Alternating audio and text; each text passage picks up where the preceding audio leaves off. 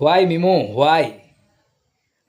मेरे समझ में ये नहीं आ रहा है कि जब आपके पास खाकी द बंगाल चैप्टर जैसी एक नेटफ्लिक्स में एक पॉपुलर वेब सीरीज़ आपके आने वाली है जिसमें आपका एक इम्पोर्टेंट रोल होने वाला है, ऊपर से आपके पास हॉन्टेड 2 है जो कि famous Bollywood horror film haunted का सिक्वल है। मतलब उसका एक फ्रेंचाइजी वैल्यू भी है जो कि इस साल आने वाला है आपका 28 दिसंबर को। ऊपर से आपके पास एक और हॉरर कॉमेडी जॉनर की फिल्म है जिसका नाम है घोस्ट ए हॉन्टिंग लव स्टोरी, जिसको नमस्ते चक्रवर्ती डायरेक्ट करने वाले हैं।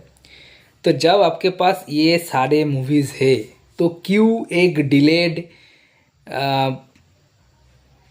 कह सकते हैं कि एक बिग्रेड मूवी को इस समय रिलीज़ करने का ज़रूरत क्या है। अभी बात करेंगे मीमो चक्रवर्ती की एक अपकमिंग मूवी जो कि इसी महीने की 28 तारीख को रिलीज़ होने वाली है। मूवी का नाम प्रोबेबली जितना मैं तेलुगु प्रोनाउंस कर सकता हूँ नेन्नेक्का डूना, ऐसा कुछ नाम है। हालांकि इस मूवी के बारे में मुझे बहुत पहले एक बार 2022-23 के टाइम पे एक बार मेरा खबर आया था कि जो एयरटेल गाल है उसके साथ मीमो का एक मूवी आने वाला है। लेकिन उसके बाद से इस मूवी का कोई अपडेट्स नहीं रहा था। ये प्रोबेबली 2022 का एक मूवी थी, बन के रेडी हो गई थी, रिलीज़ नहीं हुआ थी। तो आज मेरा एक सब्सक्राइबर ने मुझे कमेंट करके बताया कि एक ऐसी मूवी आने वाली है। तो इसकी मूवी आया है जो कि 28 फरवरी को रिलीज़ होने वाली है, जो कि मीमो चक्रवर्ती की तेलुगु डेब्यू मूवी है। तो उस मूवी को, उस ट्रेलर का आप प्रीव्यू कीजिए। तो मैंने जब ट्रेलर सर्च किया, कभी ये ट्रेलर आया नहीं। ऊपर से जब मैंने बहुत सर्च करके मूवी का नाम सर्च करके ये ट्रेलर को सर्च किया तो मुझे क्या पता चला कि इस मूवी का जो ट्रेलर जो लॉन्च हुआ है उसका व्यूज़ कितना है, 349, 12, 55 ऐसा व्यूज़ है इस मूवी का। ठीक है, तो आप सोच सकते कि कोई एक्टर कैसे ऐसी फिल्म को लेकर अपना डेब्यू एक इंडस्ट्री में करता है। मतलब मुझे पता नहीं कि क्यों मीमो ने ये फिल्म साइन किया है। मैं ट्रेलर के बारे में बाद में आता हूँ कि ट्रेलर कैसा है। लेकिन सबसे पहले जो चीज़ आपको कि ऐसे कौन, अभी देखिए साउथ का जो एक्टर्स है जो कि साउथ का टायर सी के एक्टर्स है, लाइक आपको बोल सकते हैं नितिन, देन आपका बोल सकते हैं वो जो मूवी आया था आपका विजय सेतुपति का एक मूवी आया था जिसमें से उसका सूरी, हाँ सूरी का जो मूवीज़ है वो मूवी भी कितनी बड़ी तरीके से प्रमोशंस होती है उस मूवीज़ की। अगर बहुत सारे ऐसे मूवी हमने देखे जो कि बहुत एकदम टायर सी के एक्टर है, टायर सी के स्टार है, लेकिन उस मूवी को भी बहुत बड़े तरीके से आजकल प्रमोशन किया जाता है। तो ये एक मूवी है जिसको किसी भी बड़े प्रोडक्शन हाउस से इसको प्रोड्यूस नहीं किया गया है। इस मूवी का डिस्ट्रीब्यूटर कौन है ये भी मुझे पता नहीं। ये मूवी तेलुगु मूवी है तो हैदराबाद आंध्रा में कितने हॉल्स में आएगा ये भी एक क्वेश्चन मार्क है, क्योंकि एक तो ये बहुत डिलेड मूवी है। आपको इस बारे में अंदाज़ा ऐसे लग जाए कि जब जोगीरा सरारा का शूटिंग चल रहा था मीमो को, उस समय मीमो ने अपना वेट बढ़ाया था, तो ये उसी समय का मूवी है। और मैं बार बार अपने वीडियो में बोलता हूँ मीमो का जी ये जो फिजिक्स है, जोगीरा सरारा वाला जो फिजिक्स है ना, ये फिजिक्स एक बहुत बड़ा ड्रॉबैक है उनके लिए। क्योंकि देखिए रोज में देखिए उनकी एक्टिंग अच्छा था, लेकिन ये फिजिक्स उनके ऊपर सूट नहीं कर रहा था। एक बहुत बॉडी बिल्डर जैसा फिजिक्स लग रहा था उनका। ठीक है, तो ये फिजिक्स भी उनका एक ड्रॉबैक है। लेकिन ये उस वक्त का मूवी है, तो उस वक्त के उस समय एक छोटा सा कुछ क्लिपिंग्स लीक हुआ था इस मूवी का।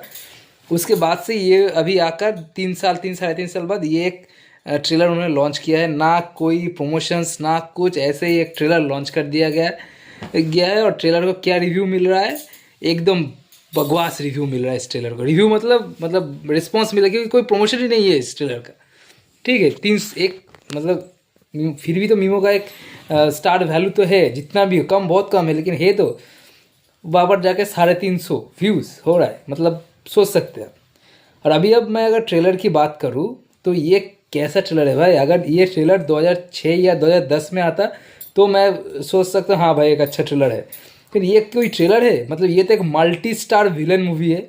मतलब कौन विलन नहीं है आप सोच सकते हैं, राहुल देव, मुरली शर्मा, फिर आपका अभिमन्यु सिंह, फिर साजिद सिंधे, देन आपका उसको उनका नाम जो है जो आपका छावा में भी था वो कि क्या नाम था उनका, प्रताप सिंह एक नाम है वो है। मतलब बड़ा बड़ा जितना साउथ के जो जो विलन है एक्सेप्ट द प्रकाश राज, जितना भी विलन्स है आपका वो सारे विलन्स को मूवी में ले चुका है। ब्रह्मानंदन भी है और एक जो कॉमेडियन है मुरली प्रसाद कुछ ऐसा नाम है उनका, वो भी कॉमेडी करते हैं, वो भी है इस मूवी में।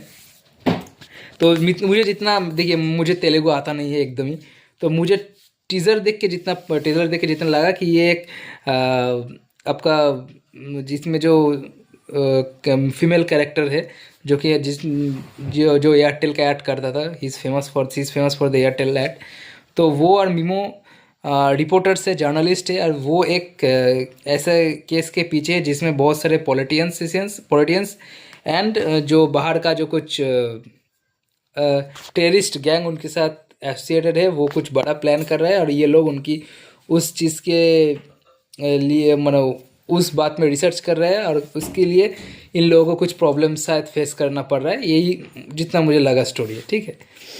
तो स्टोरी अच्छा, मैं ख़राब नहीं बोलूँगा, स्टोरी ठीक ठाक है, ठीक है। वुमेन एम्पावरमेंट का ये, इसमें मीमो से ज़्यादा वो जो लड़की है उसकी ज़्यादा स्किन होने वाला है, क्योंकि ट्रेलर में भी हमने वही देखा। लेकिन ये ट्रेलर का कटिंग है, पहले क्या सीन दिखा दिया हट करके दोनों एक्टर, लीड एक्टर मीमो और वो लड़की का, फिर एक के बाद एक जितने भी विलेंस है सबको दिखाते जा रहा है, एक मार रहा है, वो मार रहा है, कुछ मतलब ट्रेलर में कोई हाई पॉइंट कोई लो पॉइंट कुछ हो ही नहीं है, ऐसे ट्रेलर चाह रहा है। और लास्ट में जाके 2-3-4 ढाई एक्शन हो रहा है, बस मीमो मार रहा है, वो लड़की मार रहा है, ये क्या है। और ये 2022 या 2023 या 2024 या 2025 में खड़ा होकर आप ये VFX, वो जो प्लेन का जो सीन है, जो प्लेन जाके वो कुछ एक बड़ा बिल्डिंग है वहाँ पर जाकर मिसाइल छोड़ रहा है, वो एक VFX हुआ आज।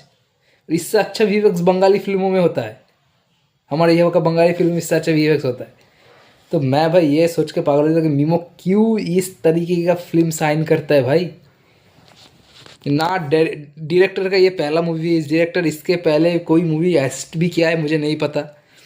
एक तो बड़ा बड़ा एक्टर्स को सब ले ली, इवन ब्रह्मानंदन का जो कॉमेडी है, कॉमेडी भी में हंसी नहीं आ रहा है। Is one of the legendary comedian of Indian cinema, ठीक है। तो कुछ नहीं, बस एक्टर्स हीरोज को दिखा जा रहा है। तो ये सब मूवी करने का फ़ायदा क्या है? ये तो एक श्योर शॉट एक डिजास्टर होने वाला है ये मूवी। तो I am very very upset. देखिए अब मेरा जो साहब सब्सक्राइबर मेरे को बोला था कि इस मूवी का रिव्यू कीजिए, उनको शायद बुरा लग सकता है, लेकिन देखिए मैं भी बहुत एक्साइटमेंट रहता हूँ कि जब इन लोगों का मूवीज़ आता है, चक्रवर्ती सन्स का मूवीज़ आता है। लेकिन अगर आप इस तरीके का मूवी करें तो कैसे सपोर्ट किया जाए? ये मतलब देखिए मुझे तो जितना पता है ये एक डिलेड मूवी है, लेकिन 2022 में भी जब मीमो ये मूवी साइन करने वाला था तो देखकर अब इसका लुक एंड फील देखकर लग रहा है कि आज से लगभग 15 साल पहले का मूवी का ऐसा लुक एंड फील था तेलुगु मूवीज़ का, ये वैसा लुक एंड फील दे रहा है ये मूवी। तो कैसे 2022 में मीमो जाके इस तरह का मूवी में काम कर रहा है? इट्स वेरी मतलब और मीमो का देखिए, मीमो का जो एक्सप्रेशंस इस जो डायलॉग्स था मुझे ठीक लगा, लेकिन मैंने जो बोला कि ड्रॉबैक, बहुत बड़ा ड्रॉबैक है उनका जो ये फिज़िक्स से।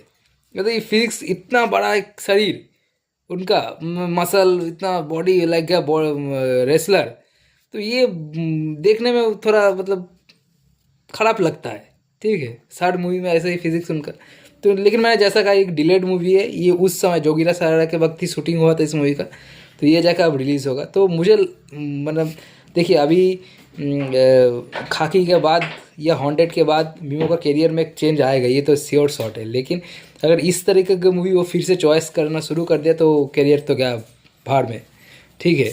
तो देखते हैं क्या होता है आगे जाके। तो मैं तो बहुत ही अपसेट हुई ये क्या जो मूवी है नन्नक्का डूना, इस मूवी का ये ट्रेलर देख के। तो आप लोगों ने जिन्हें देखा है वो ये नाम सर्च कीजिए, आ जाएगा नन्नक्का डूना, मेरा टाइटल में भी देख लेना आप लोग ये टीज़र। तो आप लोग मुझे कमेंट करके बताइए कि ये किस तरह का ट्रेलर है, और आप लोगों को क्या अच्छा लगा ये ट्रेलर, प्लीज़ मुझे बताइए। तो आज के वीडियो में बस इतना ही, मुलाकात होगी फिर अगली वीडियो में। Thank you.